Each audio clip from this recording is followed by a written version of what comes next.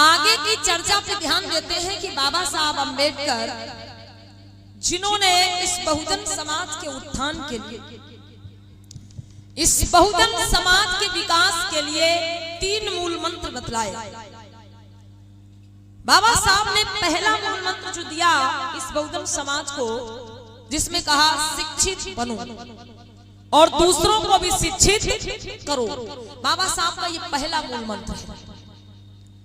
तो बाबा साहब अम्बेडकर ने जो ये पहला मूल मंत्र इस समाज को दिया कि शिक्षित बनो, दूसरों को भी शिक्षित करो, शिक्षा की ओर बढ़ो।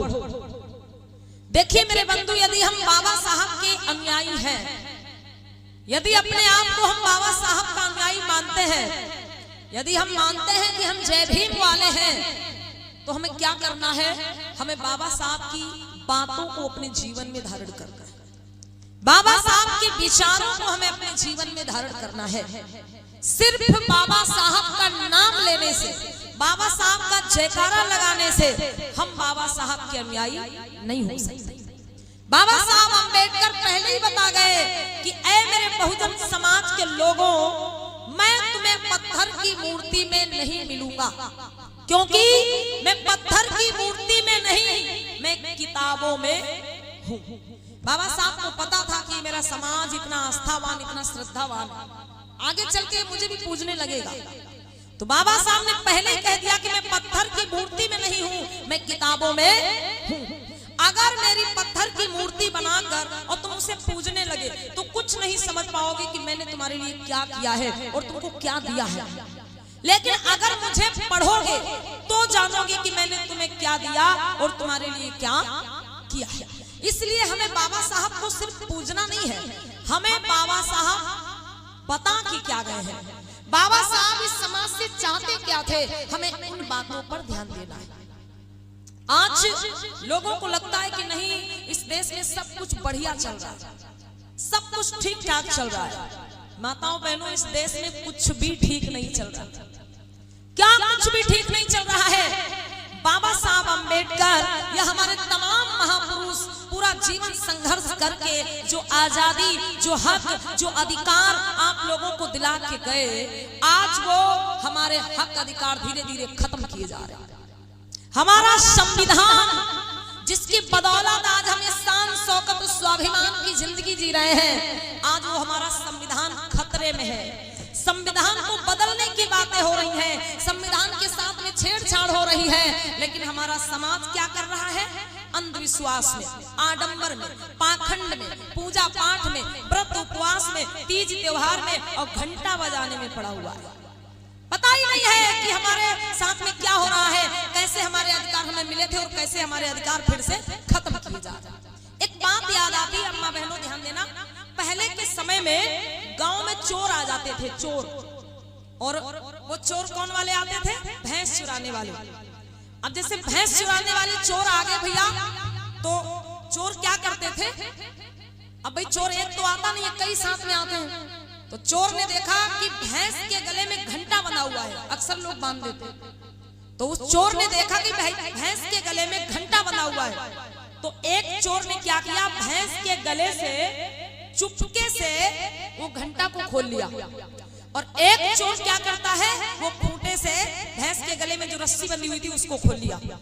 अब जिस चोर के हाथ में केवल घंटा है, वो इस दिशा में चल पड़ा, और जिस चोर के हाथ में भैंस की रस्सी है वो इस दिशा में चल पड़ा। अब जिस चोर के हाथ में केवल घंटा होता था, वो क्या करता है? घंटा जोर जोर से बजाते बजाते भागता है।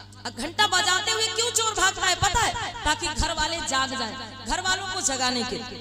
और सच में घर वाले जगे, बाहर निकले, देखा भाई खूंटे पे भैंस नहीं है, तो फिर क्या किया? तुरंत याद आया कि भैंस के गले में घंटा बना हुआ था, और भैंस जिधर गई होगी उधर से घंटा बजने की आवाज आएगी। तो भाई कान लगाया, ध्यान से सुना, तो घंटा की आवाज किधर से आ रही है अम्मा बहनों? इधर से। लेकिन भैंस किधर जा रही है? इधर जा रही है। और घंटा की आवाज किधर से आ रही? इधर से। अब जब घर वाले घंटा की आवाज इधर सुने तो किधर जाएंगे? बोलो किधर जाएंगे? इधर जाएंगे ना। लेकिन भैंस किधर जा रही है?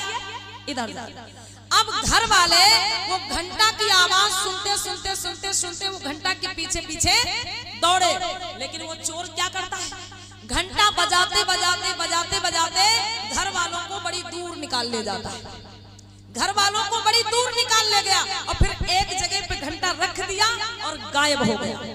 अब वो चोर जब एक जगह पे घंटा रख देता है और गायब हो जाता है तो अम्मा बहनों घर वाले घंटा के पीछे पीछे पीछे पीछे पीछे पीछे भागे। तो जब वहां पहुंचे तो क्या मिला, क्या मिला? हंसने वाली बात नहीं है भाई, चोर आराम से भैंस को निकाल ले गया, उस पर किसी का शक भी नहीं हुआ भैया कि भैंस किधर गई होगी। भाई चोर आराम से भैंस को ले गया, लेकिन घर वाले किधर भागे, घंटा के पीछे। तो हाथ का लगा। इसलिए अम्मा बहनों जागो, अब जागने का समय आ गया, नहीं तो हम ऐसे पूजा पाठ में तीज त्योहार में घंटा बजाने के चक्कर में पड़े रहेंगे और धीरे धीरे हमारे हक अधिकार खत्म कर दिए जाएंगे। और माताओं बहनों याद रखना, पूरी कोशिश हो रही है आपको फिर से पुरानी दशा में लौटाने की, पूरी तैयारी हो रही है आपको फिर से पुरानी दशा में भेजने की। और अगर हम अपने हक अधिकारों के लिए नहीं लड़े, अगर हम नहीं जागे, अगर हम नहीं समझे, तो फिर वो दिन दूर नहीं होगा कि हम फिर से वही पुरानी दशा में चले जाए। और अगर फिर से हम वही पुरानी दशा में चले गए तो अब दोबारा बाबा साहब आपके हक अधिकारों की लड़ाई लड़ने नहीं आएंगे। अब दोबारा ज्योतिबा राव फूले आपके लिए संघर्ष करने नहीं आएंगे। अब दोबारा ललई सिंह यादव आपको जगाने नहीं आएंगे। अब दोबारा साहू जी महाराज आपके लिए संघर्ष करने नहीं आएंगे। इसलिए अब ये संघर्ष आप लोगों को करना है, बाबा साहब की बातों को मानना है, उनके बताए हुए रास्ते पर चलना है। लेकिन हमारे लोग क्या करते, सुनते तो बड़ा ध्यान से हैं, फिर भूल जाते हैं। कथा में आए, बड़ा ध्यान से सुना और पांडाल के बाहर निकले, सब भूल गए, कुछ पता ही नहीं। फिर से हम वही काम कर रहे हैं। तो हमें क्या करना है, बाबा साहब के विचारों पर, उनकी बातों पर ध्यान देना है। बाबा साहब का पहला मूल मंत्र है शिक्षित बनो।